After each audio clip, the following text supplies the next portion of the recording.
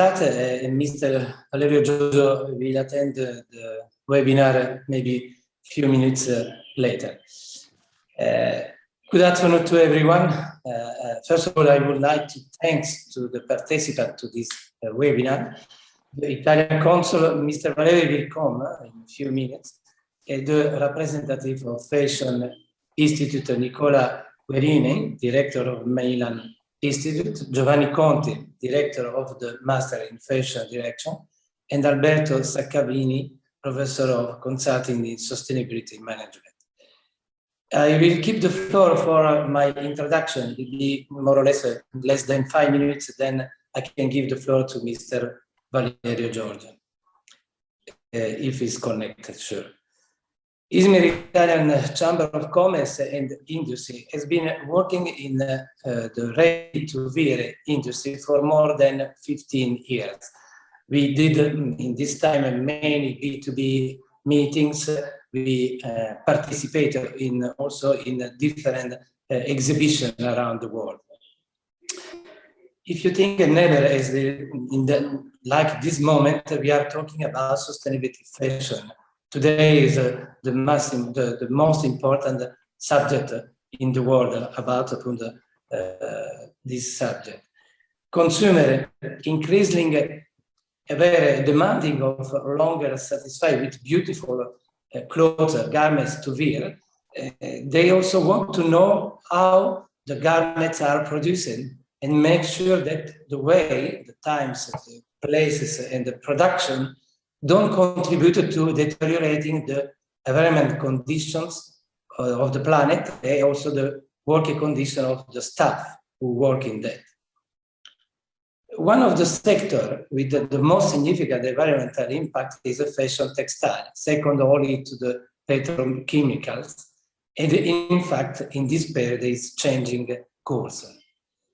The sustainability issues are becoming an integral part of corporate strategies, starting with some luxury brands up to fast fashion chains. For some years, if you think the sector has been questioning how to introduce the green policies and to control it also the supply chain of the impact, also the investing in the research of materials, also to reduce also the recycle and to reduce also the usage. This is one of the problems, and one of the problems also is to understand clearly what is the sustainability fashion. Sustainable fashion respect to the environment and the society in different phases, from conception to production, through the distribution and to sell also. In this context, the Industry 4.0 will be able to bring numerous advantages for the fashion sectors. Thanks to the new technology and the new processes, it will be possible also to create less polluting and more durable materials, production processes, to reduce materials. There is some problem, okay. The advantages of sustainable fashion, in my opinion, but maybe our distinguished guests, they will talk more than me, obviously, about the subject, are one of the first advantages is to lower impact of environment. The second one is to improve of the condition of the workers involved in the life cycle of the fashion products. And the third one is to boost the technological innovation in that sector. About Turkey, Turkey is one important center of textile. And in the last year, local institutions have organized intensive training programs on sustainable fashion. Turkish manufacturers show interest in this issue. It took quick action about that. The number of ecological and natural-friendly collection is increasing day by day in the fashion world. And the Italian brands have started to prefer to work with Turkish companies that adapt and use sustainable fashion. Because the concept of sustainability can be applied, obviously, in many ways on the fashion world to bring us many numerous benefits. Today, Milan Fashion Institute will speak about sustainability issues in the global textile and the fashion value chain, and provide us an overview of the potential and challenges of sustainable textile and the fashion value chain. This is my shortly introduction of this webinar. Normally I have to leave to give the floor to Mr. Valerio Giorgio, but I think he's not connected with for his introduction. So I have to ask now, to Aaron, maybe if Aaron, hello, Aaron is not connected to us. So I can give the floor to Mr. Giovanni Maria Conti, is the director of Milan Institute, I think. Please. Yeah, thank you very much. But I think that we have with us also the General Director of Milano Fashion Institute, Dr. Nicola Guerrini, that probably who want to present and start with our webinar. So, Mr. Conti, I see now Mr. Valerio Giorgio is our Italian consul. I can give the floor before to Mr. Yeah, of course. For introduction. I'm sorry. I just finished my introduction, Valerio, so I can give the floor to you. Thank you so much. Thank you very much. Thank you very much. I managed to enter in the room despite some problems with technology. And thank you very much. I don't want to take your time because I saw that you were already entering in the middle of the conversation and the discussion today. But as Consul of Italy in Izmir, I really would like to give you some data, some information on why we believe that fashion is important. Sustainability in fashion is even more important. So Pietro Alba, the President of the Chamber of Commerce and Industry for Turkey, Izmir, thank you very much. Dr. Nicola Guerrini, General Director of Milano Fashion Institute. We met in February in another event organized by Izmir Chamber of Commerce, Meditex. Thank you very much. I would like just to highlight the leading role of Italy in textile and fashion, and nowadays in sustainable fashion. Italy is among the top 5 countries worldwide with a trade surplus in manufacturing sector that exceeds $100 billion. Among top 100 luxury brands and goods companies in the world, 24 are based in Italy, making Italy the first country in the world. 2/3 of this company are clothing and footwear. In addition, fashion industry, including textile, clothing, and footwear, generates an added value of 24 billion euros, which makes up for something like 10% of all Italian manufacturing. Made in Italy is a fashion industry leader in Europe, both in terms of production and of generated added value, which is illustrated by the fact that almost 34% of the added value generated by fashion industry comes from Italy. So 34% of the added value in Europe is coming from Italy. 70% of the Italian fashion export comes from haute couture, which holds something like 16% in footwear and 21% in leather goods. But I want to go to the sustainability. Italy plays a key role in sustainability of fashion, identified as any type of fashion that uses textiles which are manufactured and marketed in a responsible way. Both the environmental and the socioeconomic impacts are taken into consideration across the garment's entire life cycle. For instance, a garment of any product, from the material sources and the production to disposal of it. Going to a little bit of history, Italian fashion has long been synonymous with the world-leading design, haute couture, and pioneering style. But today is increasingly being recognized for its commitment to a more environmentally responsible and sustainable approach.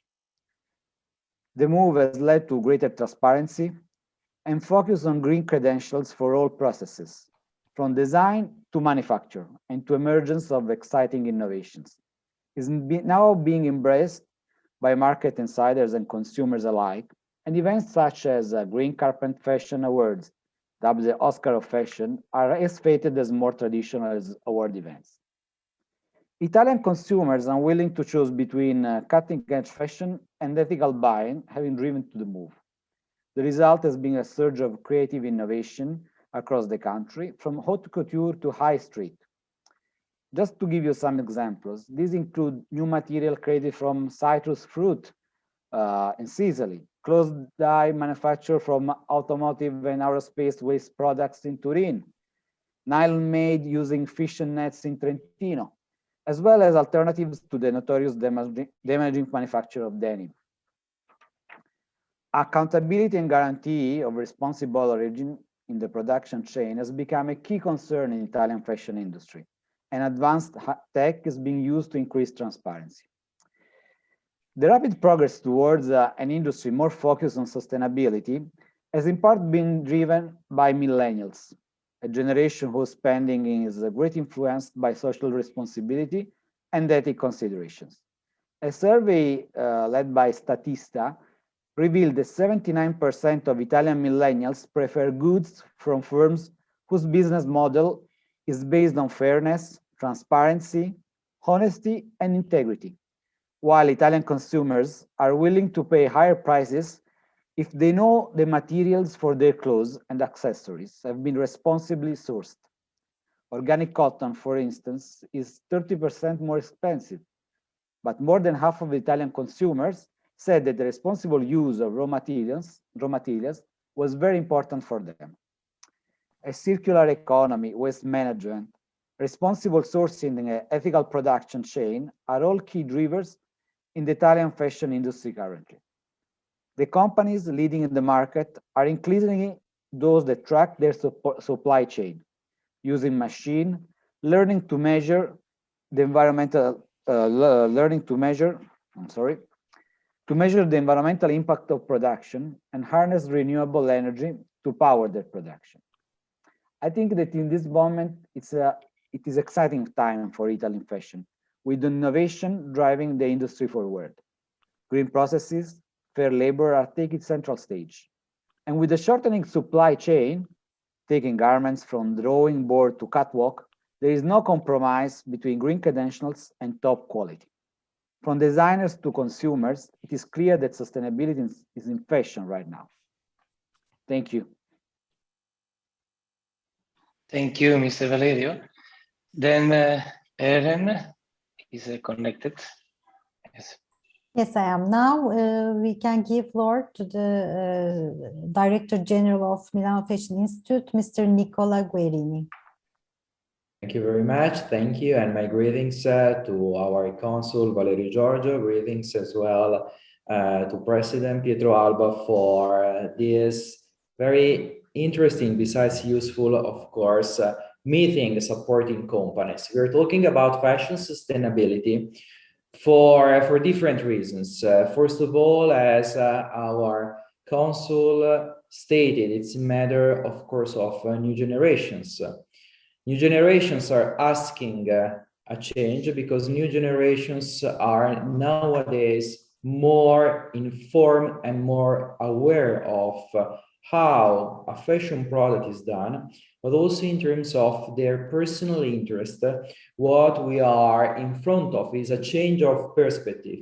If once upon a time people were buying fashion products mainly for what they could represent, so it was the imaginarium as well of reference, nowadays the situation is a little bit more evolved, because beyond that, what consumers are looking at is what is behind this process of fashion creation.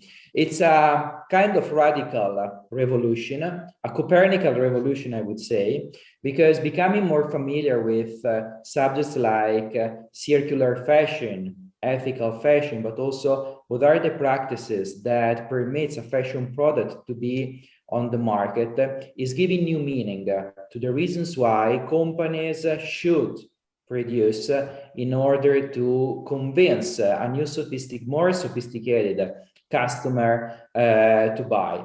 We're talking about a phenomenon that beyond the perception of new generations can even become transversal. What the current pandemic, for example, has taught us in the last years is that innovation nowadays is no more adopted by newer generation and then in a certain way slowly transmitted to the older ones.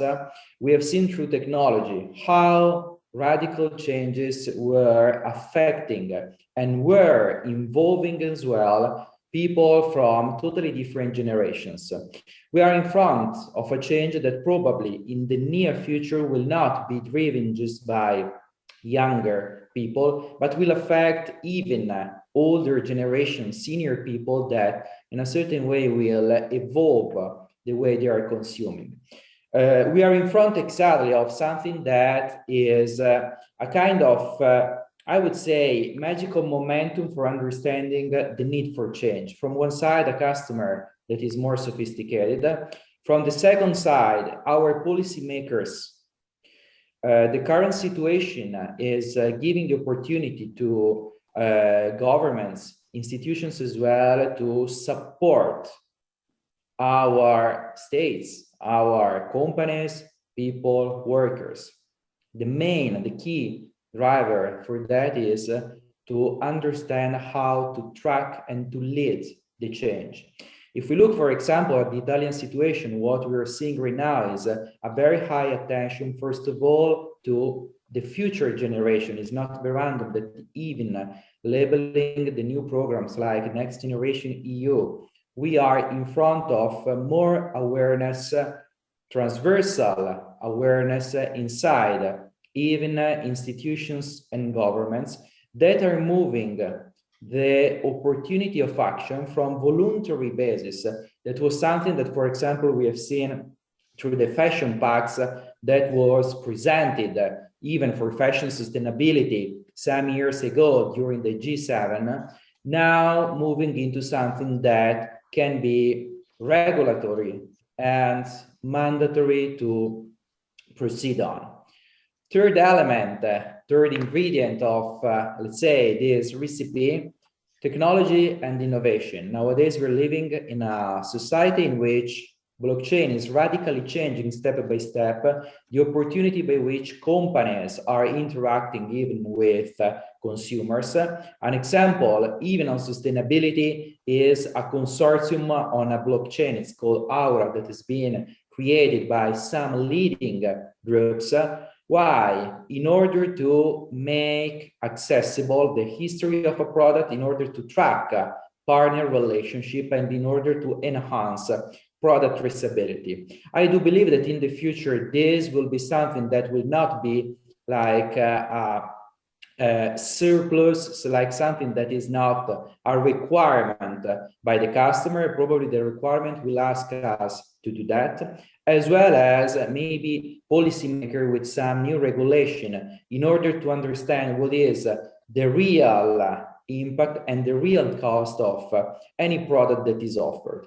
This is the reason why we're not in front of a change that should be managed and led just by the big brands that do represent the most of the turnover, but a shared innovation that should take place all across the pipeline. The success of Italian brands, French brands, international brands is given not just by the excellent creativity and all the efforts, the managerial efforts that are inside their company, but the real big value is inside the pipeline and the value chain that is permitted that product to reach the market. What the educational system is doing for that. As an educator, I permit to say we have the duty to support even companies in that change. It's not by random that recently Milano Fashion Institute created a focused program on product sustainability management, whose core focus is the one of understanding the whole life cycle of a fashion product, and to assemble together inside an hybrid profile of a product manager all the skills that are needed for understanding what are the main requirements for designing and managing not just a fashion product, but the life cycle of a fashion product, starting from the pre-production phase up to the production, use, and disposal as well, inside the big framework requiring us to understand, for example, what are the KPIs that are relevant. This is something that could represent an innovation shared across all the pipelines that nowadays are even more international than in the past, and should be supported more in terms of requirements of young talents working on the design, but also the product development, in order to create exactly that conditions of shared innovation that should be the basis for bringing all together this new transversal movement of innovation inside managing a really sustainable fashion product.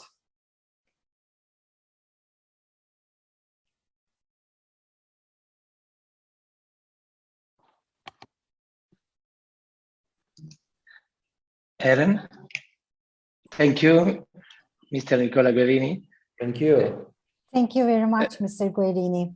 Now I want to give the floor to Mr. Giovanni Maria Conti, the Director of Master in Fashion Direction, Product Sustainability Management in Milan Fashion Institute.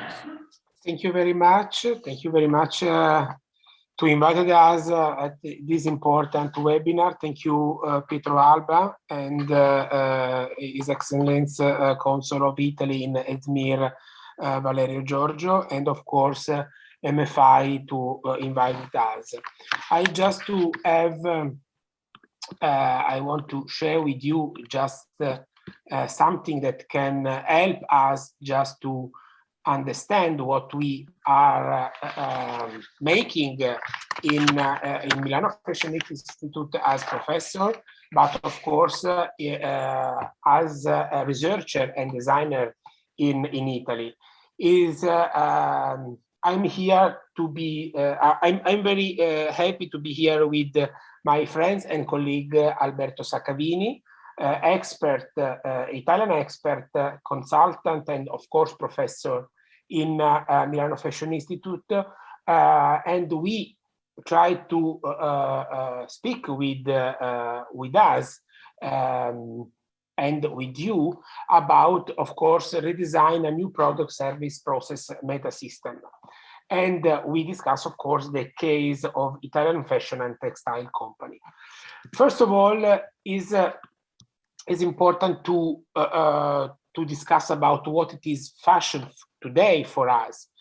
Fashion is all different kind of things. Of course, fashion is a product, fashion could be materials, fashion could be behavior, but of course, for us is a complex fields of research where innovation could be made from deeper aspect of production chain to the superficial aspect, because it's important to consider also this kind of issue. Of course, nothing in fashion system can consider it superficial or commonplace or banal, but it's important to understand what it is today fashion. Today, fashion is not just synonymous with clothes or just accessories.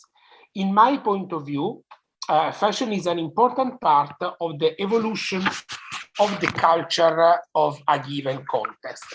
And this kind of issue is very, very the key word for us, the important one, the context.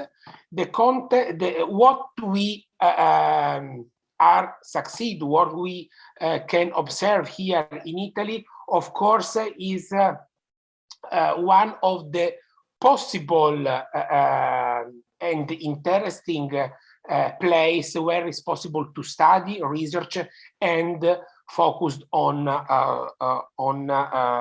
fashion and sustainable fashion.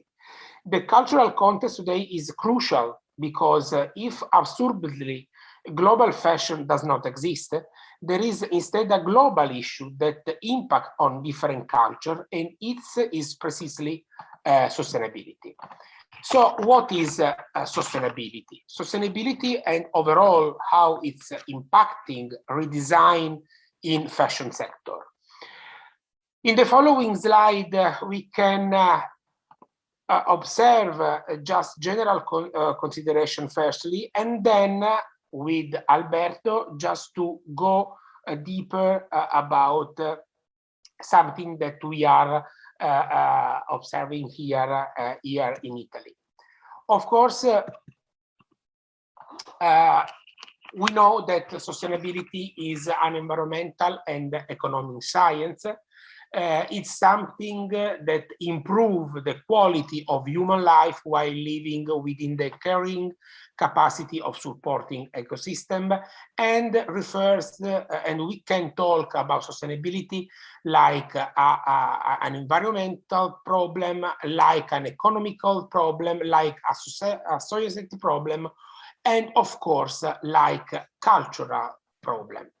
So if environmental sustainability is the attention of the care of the environment, trying to reduce the human impact on the nature, economical sustainability is the base of sustainability development. So all our research, all our work in this kind of sector, like designers, for example, it's important to observe from this kind of point of view. It's the ability of an economical system to generate a durable growing of the economic makers, richness, employment, and the support of population. And of course, if we discuss about social sustainability, is the ability to ensure human welfare condition, safety, healthy, education, democracy, and so on, distributed by classes and gender.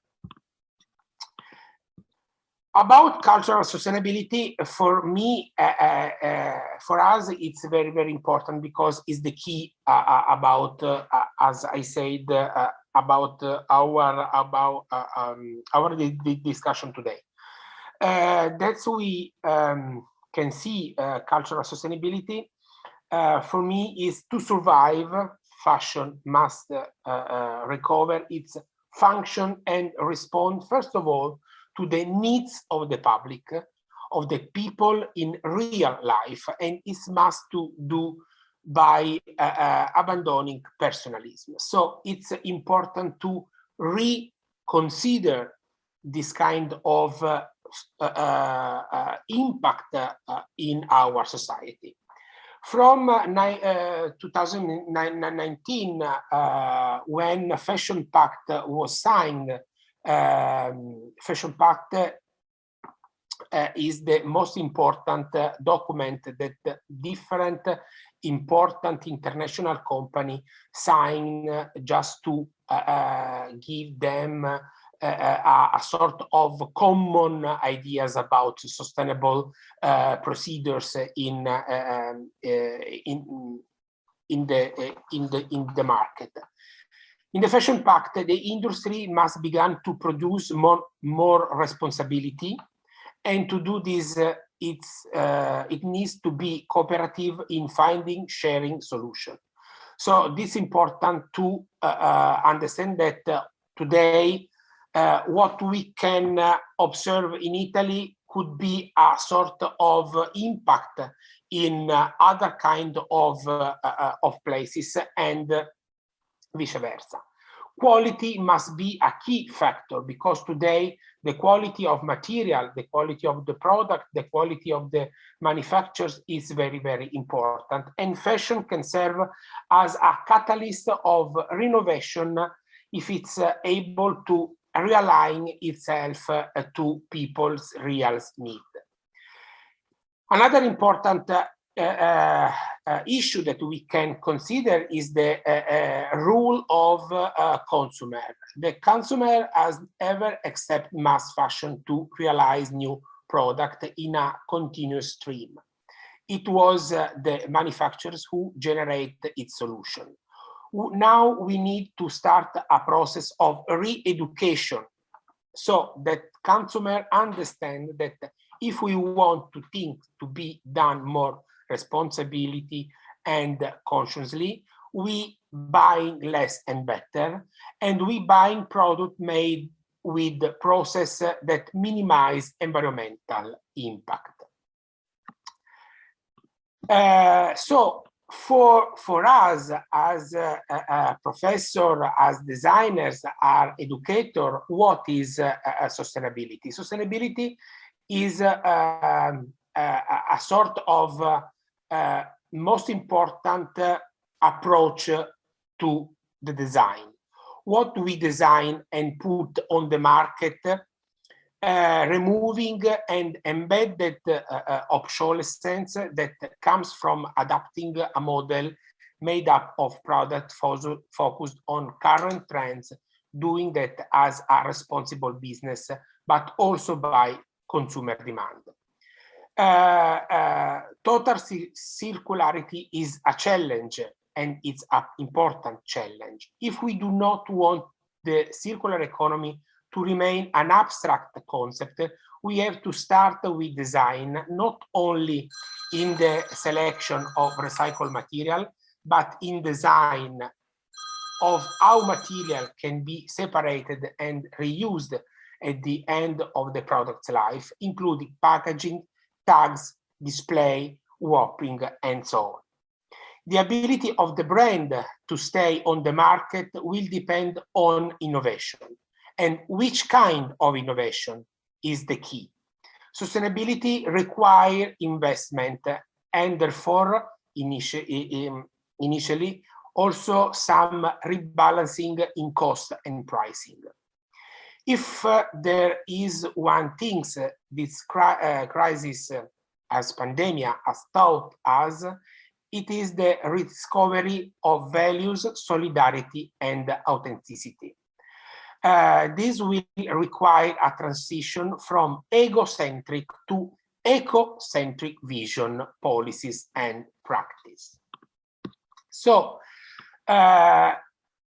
now we can discuss with Alberto Saccavini, and first of all, I invite Alberto to discuss with us about what is the current situation in fashion company, of course, with an Italian point of view, but if it's possible, with an international point of view.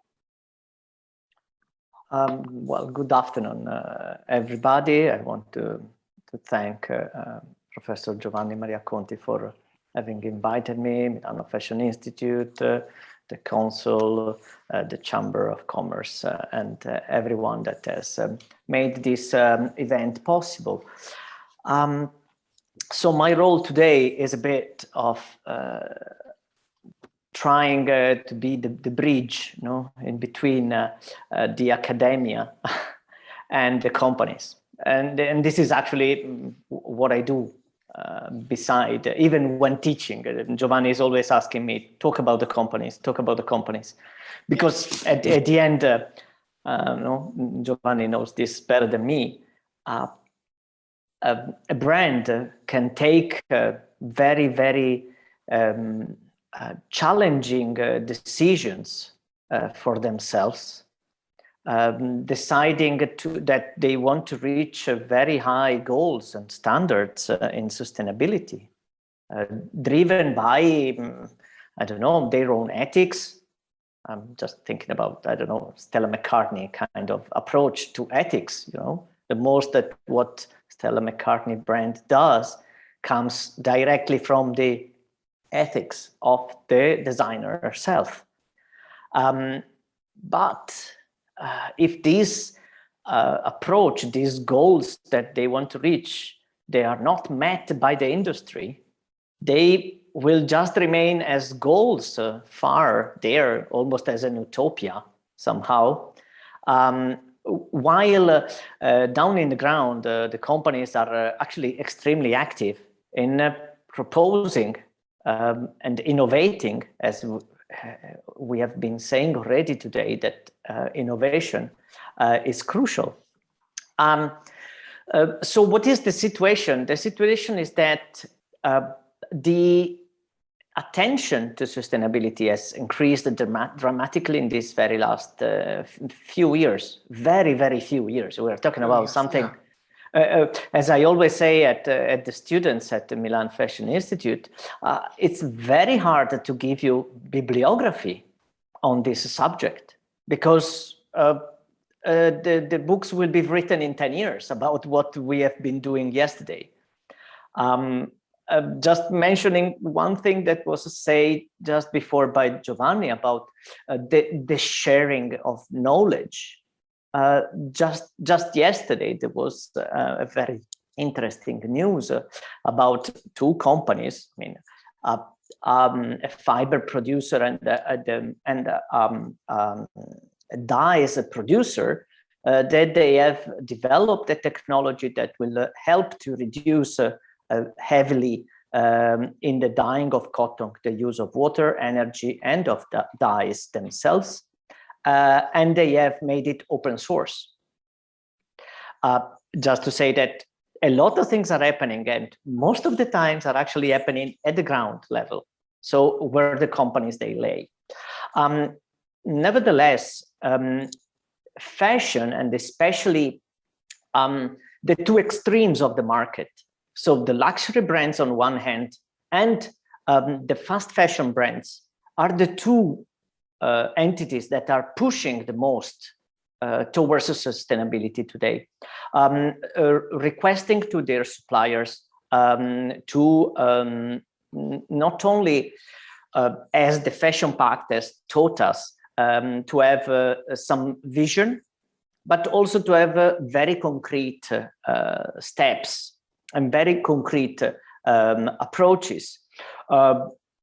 For example, there is one very important sportswear, Italian sportswear producer that has requested to the consultancy company I work with to design a manual for their buying forces, for the staff that needs to go and buy stuff, and not only the material for doing the garments, but also the display material, as Giovanni was saying, the tags, the labels, and so on. So each and every component, not of the garment itself, but of the fashion experience as a whole, including the building itself, you know.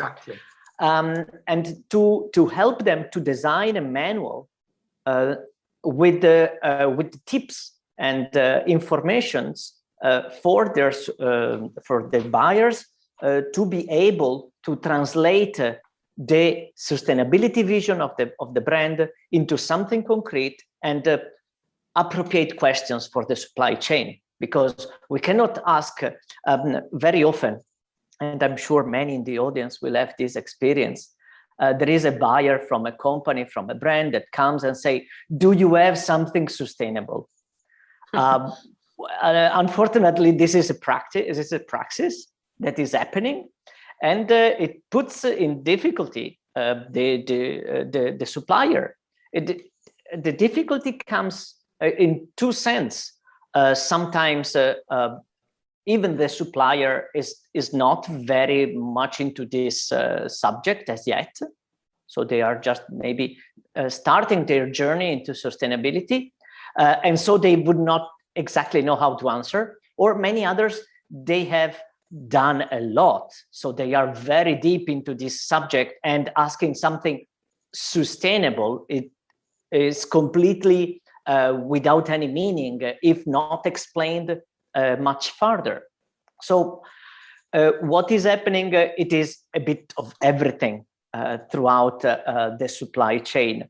But for sure, what is become more and more important in these days is that there is a strong request that very often is very detailed and very specific and peculiar towards the suppliers for today and for tomorrow. Just a small example, a very important European online retailer, well, the information is public, so I can say Zalando, is requesting to all of their suppliers to fulfill specific requirements that are already stringent in some aspects, and in 2025, that means tomorrow, for a supplier that has to create new supply chains, to be even more stringent. Just an example, today already, a supplier of Zalando has to demonstrate that the cotton is not coming from regions of the world where the human rights of the farmers are put in danger, namely some parts of China. This is just to make a very simple example of this, but Zalando is continuing to be extremely specific. For example, when talking about man-made cellulosic fibers like viscoses and company, well, here the global attention has grown extremely fast in these latest years, and many companies, not only Zalando, they have taken this very seriously, and the request is gone in another direction, in asking the companies, the suppliers, to respect the fact that the wood with which we do our man-made cellulosics, is not coming from endangered forests, and so they are requesting to prove this, and so on and so forth. So somehow, from my perspective, we can say that there are 5 big areas that most of the companies take extreme attention on in these days. These 5 areas are namely climate action, as we all know. We can link these 5 themes, big themes, directly to the sustainable development goals of the United Nations. And this is very crucial because this is very often one of the leverages that the brands themselves are using towards their suppliers. So they are asking, look, that you need to fulfill this, and that sustainable development goal of the United Nations has designed, either because me as a company, I have signed a global compact, or because I have put an objective in my sustainability approach in this direction. So, of course, climate action, it is a crucial point. Here we can talk about CO2 reduction, or we can talk about the substitution of fossil fuels or fossil materials, not only when talking about energy, but also when talking about material. I'm thinking about, especially about bio-based polyamide, or partially bio-based polyamide. One important Italian producer, Fulgar, has developed a polyamide fiber starting from castor oil, for example. That is, well, something that is on the market already since quite some time. Then, of course, another theme that is crucial for the different brands, it is a circular economy. Where we're talking about circular economy, we are not just talking about, oh, let's buy a little bit more of a recycled fiber, but it talks about the extended producer responsibility aspect. So what is in the European Union is becoming very shortly will become a legal framework that's the EPR approach that the French government has already implemented quite a few years ago. Then, of course, linking to what I was saying about the cellulosic fibers, it's all the world that is linked to biodiversity and biodiversity conservation. This is again another aspect that is very, very important when talking about natural materials, but that especially when we talk about luxury market, it is becoming more and more important, but also for fast fashion and all the market in between. Then, of course, we have health and safety issues.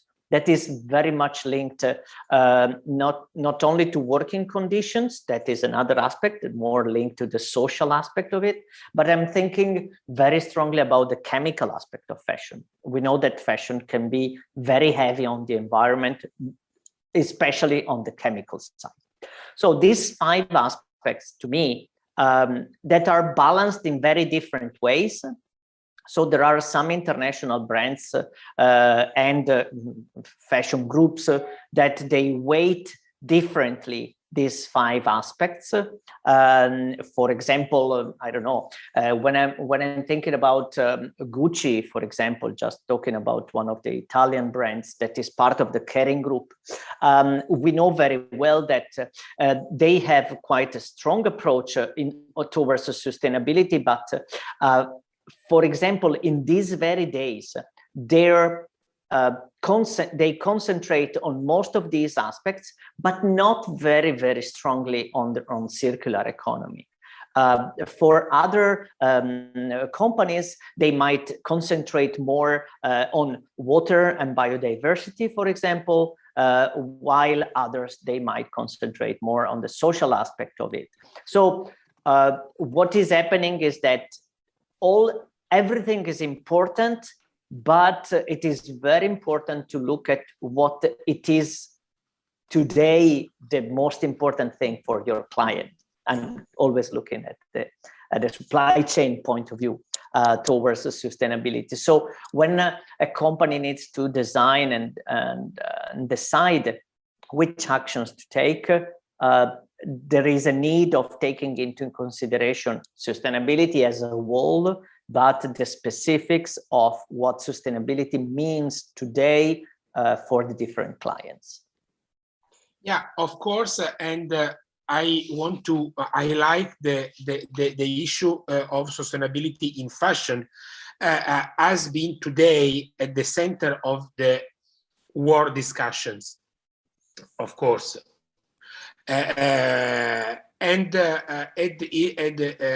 is very important to think that this kind of issue, sustainability in fashion, has become truly political debate. So it's today the important is that the political policy is have the most important, probably responsible about to work in collaboration with the company, because they can in a real way to can apply something about on sustainability and transform their process, their supply chain in a real sustainable process and supply chain. Are there examples of project applied in a company that we can share as a virtuous case studies for you, Alberto? Of course, you have mentioned Zalando and other kind of case history, but we have other kind of examples that we can share. Yeah, there are a couple. Of course, just to invite our guest, our public, that if we want to discuss with us, or can make something, some questions, we can, of course, we can make a debate about our in this moment our intervention. Please. Yeah, there are a couple of examples of things that have been happening in these last years that, or maybe even less than years, in the last year, that I think can be interesting. The first one I would like to talk is it's linked to the concept of circular economy, and as we were saying already, the direction that this subject is taking, that is a very holistic approach to the life cycle, to the entire life cycle of the product. In this, as we already mentioned, the European Union is gonna push very strongly companies and retailers to take their role, their responsibility especially in the disposal phase of a product. To go in this direction, one thing that brands have started to require to their suppliers in an increasing way is to be able not only to tell the story of the product, as we were saying before, with blockchain and other approaches, as Nicola Guerini was saying earlier, but as well to be able to trace where the waste is going. So waste management as an integral part of what sustainability management is. An example in this is the exercise and actually the practice of a sort of a consortium called the Reverso. It is a trademark of some Italian companies in the center of Italy that they have created a supply chain, a closed loop supply chain, of course, for dead stock, and so garments that for a reason or another, they never arrived to the market or they came back from the market, but also for their production waste. Production waste management, it's becoming a very important player when we are talking about increasing the level of sustainability of a company. This has happened through this consortium. What they have managed to do, they managed to collect directly at the source, so at the cutting table, so through training of the staff in the companies to segregate already at the cutting table the waste that they are generating. That means that if this morning I'm cutting only I don't know, cotton, I will put it in the cotton basket. If I'm cutting wool or cashmere, I will put it in the respective basket. This because this waste has got an intrinsic value as waste that needs to be calculated. And so what is happening is that the consortium has managed to collect this segregated waste from the different suppliers of very high-end, especially very high-end companies in the center of Italy, but not only. Now they have been moving also outside the borders of Italy, and to collect it, to separate it again, to check it again if the quality is the appropriate one, and to direct it to the proper recycler, that is the one that has got the technology to recycle that specific kind of waste, to generate new yarn, especially of a medium high quality. We are talking about woolens in general. That means that, as we know, it is the kind of fiber that is easier to be recycled, especially in a mechanical way.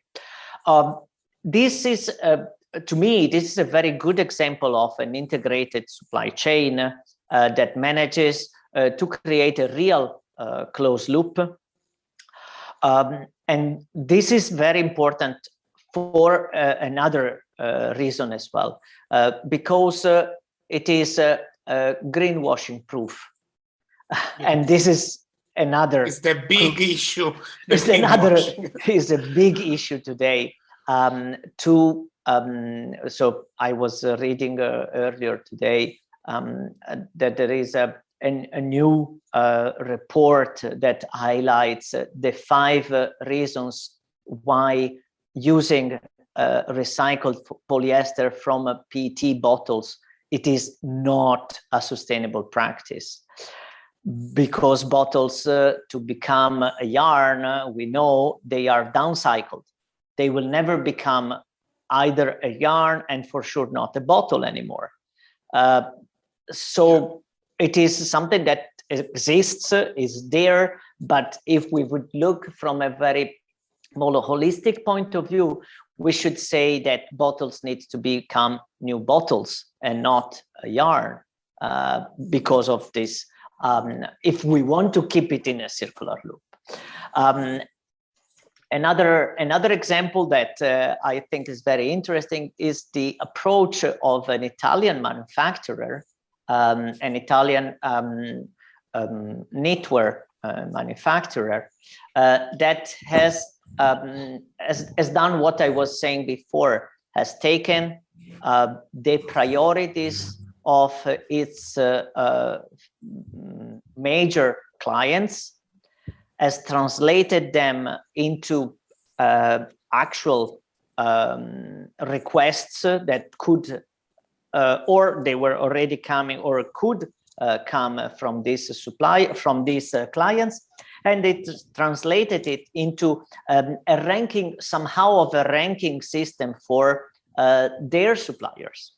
So they are looking at their raw materials, or that for them it is a knit yarn, from the perspective of what the client will ask.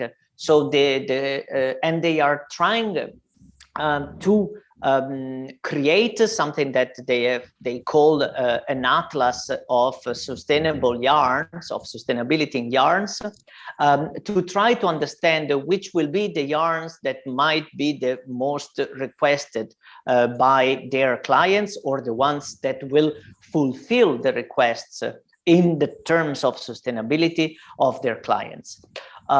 These 2 cases, I think they are extremely interesting, because the work that these 2 groups of companies they have done, it is not only of giving to themselves clear objectives, that this is crucial, but taking actions that they are concrete and they are forward-looking. So this is, to me, it's very important. Oh, there would be many other cases like button companies that they are trying to rate each one of their products according to sustainability criteria, for example, or I don't know. I can imagine that you have a lot of examples that we can discuss about them in each different steps. But I'd like to open to our host and publics if they can have some questions about this kind of issues to me, to Alberto, about what we can discussing about sustainable fashion. Yes. There is opportunity for everyone to make questions. First of all, I want to thank Giovanni Maria Conti and Alberto Savecarini for the presentation. It was very interesting. Also, you give a nice overview of sustainability. You touch also many subjects, environment, economy, society, culture, and also the last presentation of Alberto was very interesting. He started to speak about the bridge from company and sustainability, fashion. It is true. The example he gives us and the attention of the company for sustainability also in different aspects. It's all very, very interesting for me. I listen very careful about what you said to us. And I hope now the guests, the people who are connected with us, more or less 30 people, or more or less, they can have a chance to make some questions to our distinguished guest.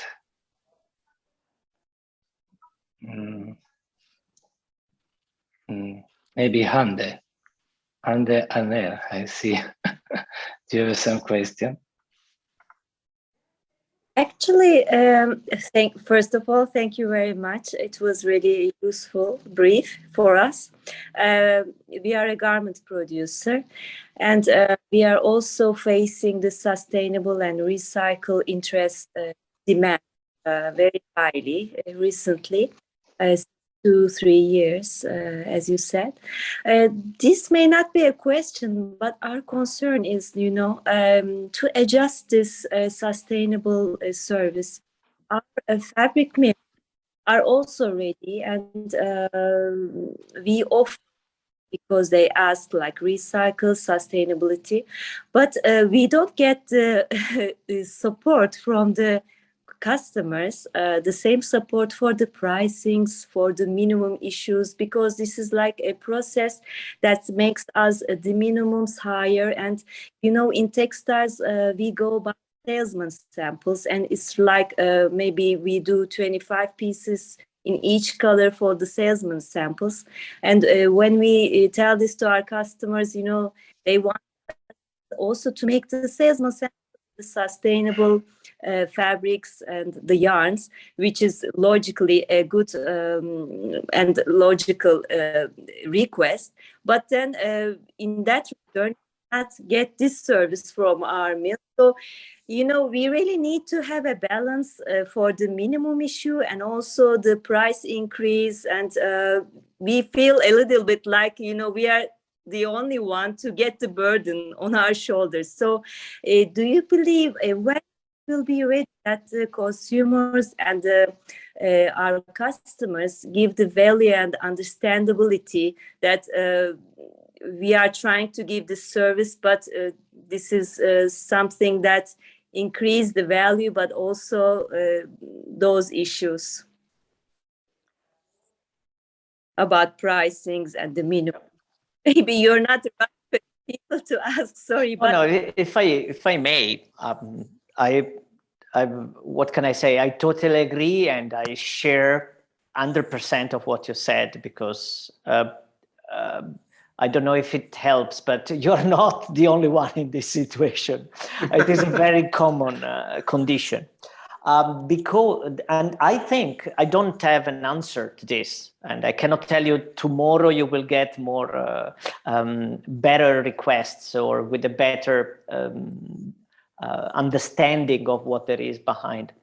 From what I can say is that somehow you need to treat your product with an added sustainability value, or with a as an innovation, or as you would do with something that is very innovative, in the sense that something that is very innovative, you expect that the request for it will be small, and the price will be higher, and the cost for your company will be higher in the beginning, because it's something that the others somehow don't know. Even your clients might not know exactly what it is. I know that there are companies that they are extremely attentive to this, and they are very attentive to to the problematics, the technicalities that there are behind, as you were explaining, of a project that wants to increase the sustainability of a product. So on one hand, I would like to say that you need to be patient because it's going to happen, but it's going to take time. And on the other hand, look for more clients that are requesting this because they are out there and they are ready to share the burden with you. And I know this for a fact because I'm also involved with the UNIDO, the United Nations International Industrial Development Organization, in pilot projects in these issues in the Mediterranean. And we are involving not only the suppliers, but also the brands in this. And they are extremely attentive and proactive in this direction. But I share completely what you were saying. I know you are not the only one.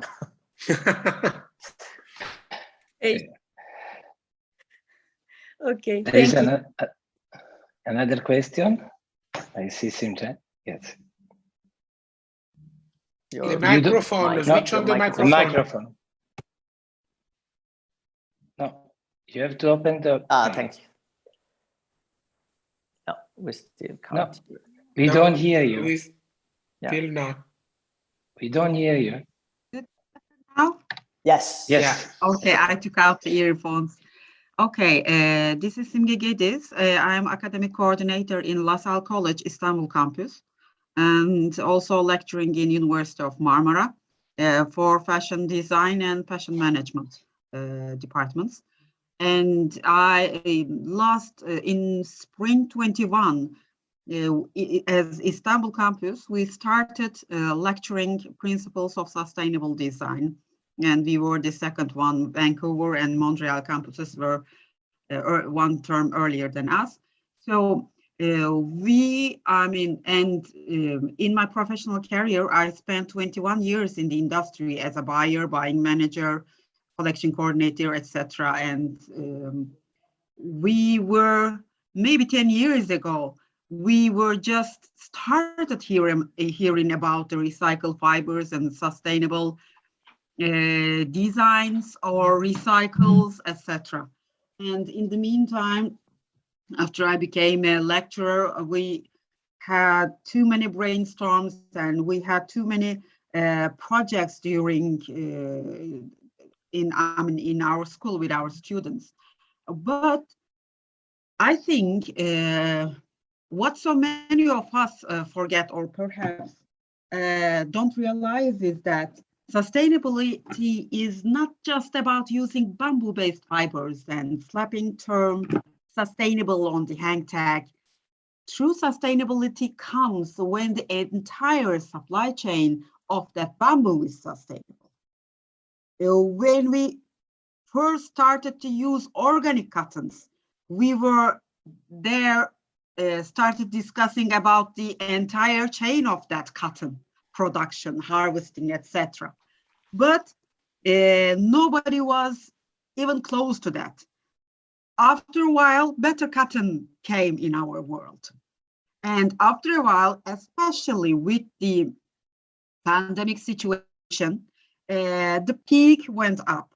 But is it a coincidence that this had been a bomb on our laps with the pandemic, or is it also because that Gen Z is grown up? Maybe it's not coincidence. I don't want to speak about the conspiracy theories, but as a mom, as an adult, my expectation from Gen Z is very high because this is kind of attitude for them to save the world, to be respectful to human, to respectful to Mother Earth. So if this will not be a reply to Ms. Hande, but maybe this can give a perception to all of us that this philosophy this entire chain mentality, this attitude will start with Gen Z.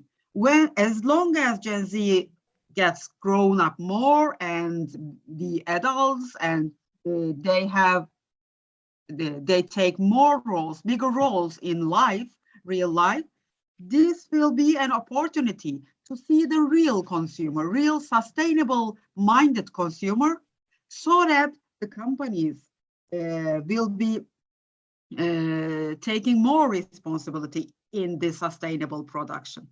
Because that time, I mean, in the near future, consumer will be sustainability focused. So this will be a must-have for all the manufacturers in the world. This is my expectation. And thanks to all of you for this wonderful webinar.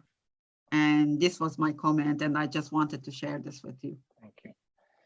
Thank you very much. I can ask Giovanni, you can close the presentation maybe because maybe yeah, sorry. Yes, of course. Sorry. So thank you, Mr. Singer. Someone want to answer? Also, there is Mrs. Shaika, our member of the Italian Chamber. She want to speak, to make question. Hello, I'm the member of board, and I'm the past vice president of the Italian Chamber in Izmir, and I'm the owner of a confection company in Izmir where we produce knitwear like t-shirts and sweatshirts, where we use, of course, 90% cotton. And we were one of the companies who got GOTS certificate in Izmir 20 years ago. And Shaika, sorry I interrupt you because Giovanni, we saw your desktop. Sorry, only to avoid. Yes, thank you. Sorry, Shaika. Yes. No problem. Okay, thank you so much. Thank you. I personally spend lots of time in sustainability, and we even created a brand called Profondità 20 years ago, where we have been producing ladies wear with our own brand, and it was totally in organic. It was made by organic cotton, and we tried to sell it in Italy, in Scandinavian countries, in Germany, and we had like 5 distributors. But unfortunately, Italy 15 years ago was totally unaware of the importance of sustainability or the organic cotton in those years.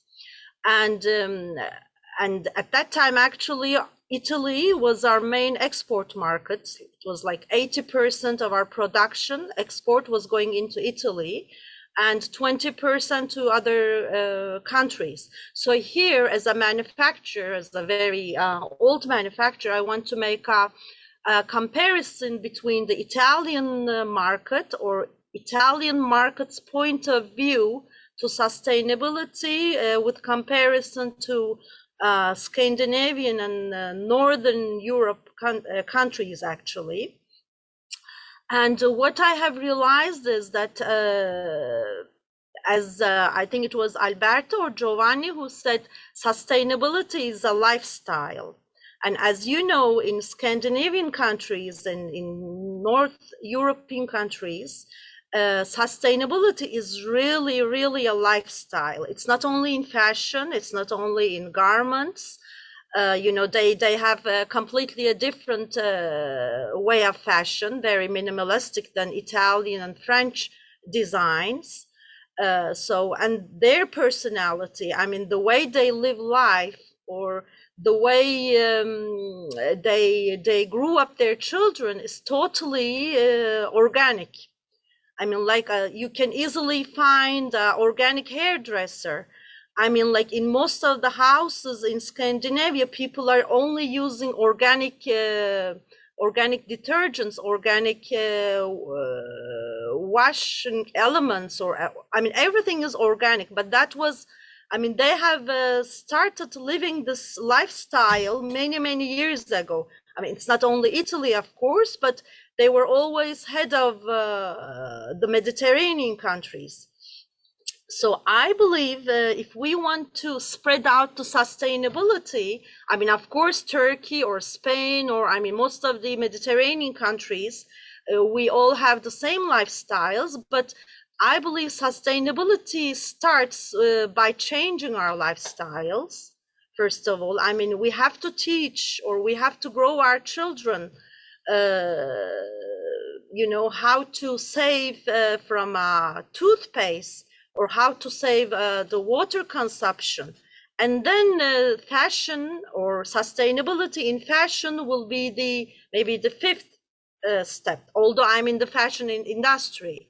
And I mean, apart from all this information, I want to give you a feedback, like at the moment, or as I said, like maybe 3 years ago, in our whole production line, sustainable products, or I should say organic products, organic t-shirts, organic sweatshirts, or whatever, was taking place only 15% or maximum 20%. But after pandemia, now nearly 60% of our total production has become sustainable.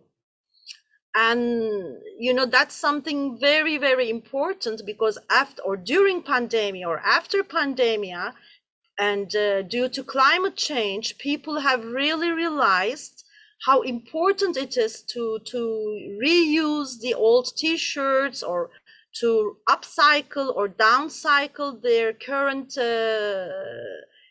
garments. So, you know, that's pandemia has really created a big awareness in the whole world, which I believe is something very important. So that was, I mean, these are just some, I mean, I can talk about sustainability hours and hours, as I have so much experience on that, but I just wanted to make a kind of international comparison between the countries, how each country is looking to sustainability, to organic lifestyle, organic fashion. And I want to mention that, as you also said, as educators, teachers in the institutes, in the fashion institutes, you know, we just have to change our lifestyles, and we just have to, you know, make announcements and awareness in the schools, in the universities, in the kindergartens even, about all this thing. And I really thank you a lot for all your explanations and your point of view from Italy, how the situation is in Italy. So thanks a lot for all the participants. Okay. Thank you very much. Maybe... Of course, Giovanni, I said that today fashion, what is fashion? And fashion, we can't consider fashion just a dress or an accessory, today we change the mentality, the approach about fashion design. And as educator, as a designer, I'm responsible to try to change in my class the mentality of my students about sustainability, because sustainability is not just a trend for fashion. It's a way of life. It's a way of how to approach a new kind of product in the future. Of course, probably, and of course, some other European state could be, of course, more advanced than Italy, but it's important to understand also that not because we are using something organic other, we are a sustainable society. It's important to discuss also which is the impact of this kind of organic object in our lifestyle. So it's important to try to observe in a sustainable point of view, as Alberto said, how can we transform and redesign our work, for example, from the university to the working company to the real life. So this is my point of view. I don't know if Alberto wants to say something about that. Yeah, I also agree that the role of Gen Z is going to be crucial. It is crucial. It's not going to be crucial. It is already crucial, because the changes that we were mentioning about the consumption habits of the young generation, it is there. It's not something that is going to happen in the future, but it's already today thing. And if we open a little bit the perspective, and we look not only at the Mediterranean and the Northern European countries that since ever they are more attentive to these subjects, and we look at the global market, we can find a Chinese market where sustainability has peaked an incredible rate compared to a couple of years ago. I don't think the pandemic has changed much this. It's just that it's happening at the same time. Well, but this is just my perspective of the thing. Maybe we had a bit more time to stay at home and reflect and think about ourselves, and we discovered that the weather was changing a little bit differently to what we expected. And we were at home looking at the sun outside. And so that's why climate change probably has peaked again, but it's not because it was not there or the attention was not there, especially by the younger generations. So yeah, this is what I think. Okay. I don't know if there is other questions. I don't see any other thanks. No.